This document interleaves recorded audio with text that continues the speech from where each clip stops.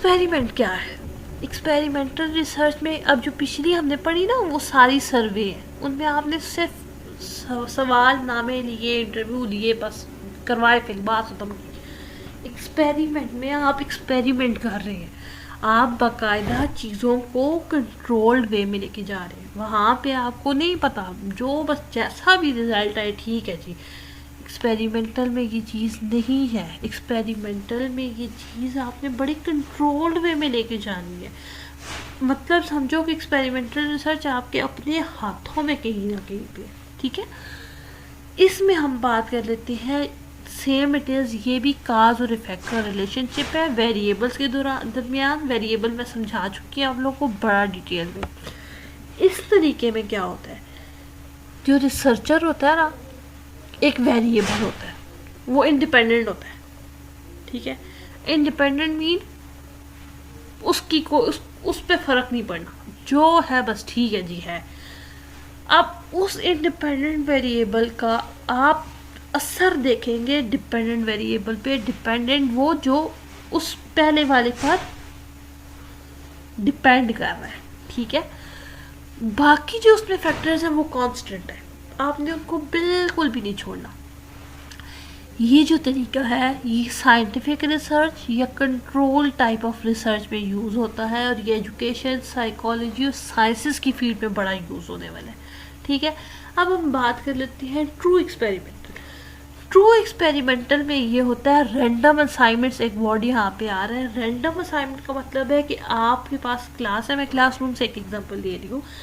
एक केमिस्ट्री का टीचर है, चलो मैं एजुकेशन के टीचर की बात कर लेती हूँ। मैं एक टीचर है, वो साइकोलॉजी पढ़ाना चाह रहा है अपनी क्लास में, और वो अपनी क्लास को डिवाइड करता है 2 हिस्सों में, ठीक है। अब वो 2 हिस्सों में उसकी मर्जी है, वो मतलब वो कुछ भी नहीं करेगा, ना मेल ना फीमेल, बस मिक्स ग्रुप है तो मिक्स ग्रुप हो, ठीक है। अब आपने क्या करना है कि एक जो आपका ग्रुप है जो उस पर आपका फुल कंट्रोल होगा, ठीक है। अब वो फुल ग्रुप एक होगा, या मैं एग्जांपल आपको यहाँ पे चेंज करके दे देती हूँ कि एक टीचर है, वो अपनी क्लास में ओवर टाइम लगाना चाह रहा है, अपनी क्लास को एक्स्ट्रा टाइम दे रहा है, अपनी क्लास को 2 हिस्सों में डिवाइड करता है। एक ग्रुप को वो स्पेसिफिक ज़्यादा अच्छे नोट्स देता है, अच्छी चीज़ें बताता है, डीपन स्टडी कराता है। दूसरे ग्रुप को वो नॉर्मल पढ़ा रहा है। At the end it researcher a teacher wants to check the results, ठीक है। किस ग्रुप ने अच्छा परफॉर्म किया, किस ग्रुप ने अच्छे रिजल्ट्स दिए। तो वो जिस ग्रुप को आप स्पेसिफिक आप एक चीज़ें दे रहे हैं, जो नोट्स दे रहे हैं, वो आपका एक्सपेरिमेंटल ग्रुप है, और जो दूसरा ग्रुप है वो आपका कंट्रोल ग्रुप है, ठीक है। ये आप काज एंड इफेक्ट को देख रहे हैं, ये है ट्रू एक्सपेरिमेंटल। सिर्फ इसमें है कि आपने जो पार्टिसिपेंट्स हैं उनको रैंडमली सेलेक्ट किया, मतलब कुछ सोच के सेलेक्ट नहीं किया, एम ही सेलेक्ट कर लिया, ठीक है। नेक्स्ट बात कर लेते हैं कुज़ाई एक्सपेरिमेंटल। कुज़ाई एक्सपेरिमेंट में आपके जो स्टूडेंट्स हैं वो रैंडमली असाइन नहीं होंगे, ठीक है। इस वे में, इस तरीके में टीचर जो है वो अगर ये चाहता है कि मैं एक तरफ इंटेलिजेंट स्टूडेंट्स रख रहा हूँ और एक तरफ थोड़े लेस आईक्यू के स्टूडेंट रख रहा हूँ, ये जो डिवीज़न है वो विद इन क्लास, लेकिन ये जो डिवीज़न है ना ये रैंडम नहीं है। इसने बाकायदा जो टीचर है उसने बड़ा सोच के डिवीज़न की है class. Okay, and now we are lastly discussing pre-experimental. What is pre-experimental? This is the simplest form of research. Experimental research का सबसे simple form of research जो है ना वो pre-experimental है। pre-experiment में आपने कोई control group नहीं बनाना, कोई randomization नहीं करनी, कोई आपने जो है ना उसमें कोई specific आपने स्पेसिफिक जो थोड़े हमने पहले कुज़ाई एक्सपेरिमेंटल के देखे या ट्रू एक्सपेरिमेंटल के देखे, तो वो दोनों चीज़ें इसमें नहीं है। ये सिंपलेस्ट फॉर्म है, आपने 2 ग्रुप्स बना लिए और उनमें जो है वो आपने देख लिया कि ये ग्रुप कैसा है तो ये ग्रुप कैसा है, this is just like this. तो ये सबसे सिंपल फॉर्म है रिसर्च की। उसके बाद है mixed method research.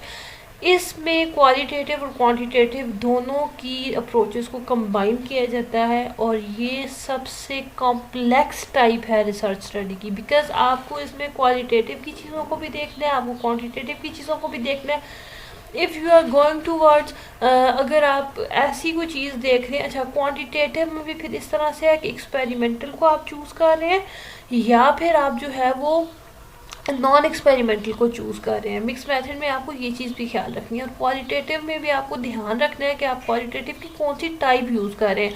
Either you are using grounded theory, either you are using phenomenological research, ethnographic approach, जो भी अप्रोच आप यूज़ कर रहे हैं, इसको आपको बड़ा क्लियरली वहाँ पे डिफाइन करना और इसका एनालिसिस करना और इसको लेके चलना मिक्स मेथड को, ये बहुत टफ एक काम है। ठीक है, तो बेहतर यही है कि मोस्टली, अच्छा, और पीएचडी के लेवल पर जो स्टडीज़ की जाती हैं वो मिक्स्ड मेथड अप्रोच जो है वो ज़्यादातर उनको यूज़ किया जाता है।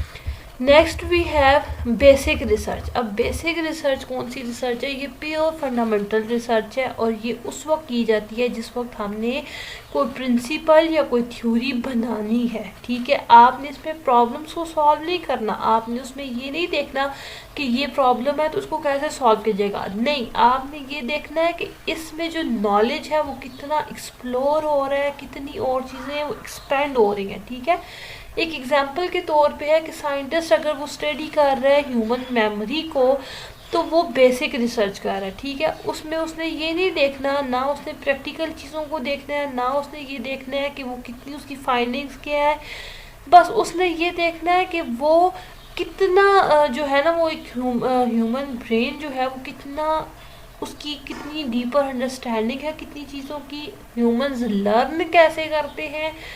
और ये जो रिसर्च है ना बेसिक की एजुकेशन और मेडिसिन की फील्ड में बहुत ज़्यादा यूज़ है। ठीक है, उसके बाद है अप्लाइड रिसर्च। अप्लाइड रिसर्च जो है ये वो रिसर्च की टाइप है जो फोकस करती है प्रॉब्लम सॉल्विंग को, ये प्रैक्टिकल वे में काम करती है, इसमें हम नॉलेज जो गेन करते हैं बेसिक रिसर्च में उसको अप्लाई करते हैं। ठीक है, ये गोल ओरिएंटेड है, रियल वर्ल्ड की एप्लीकेशंस में यूज़ होती है।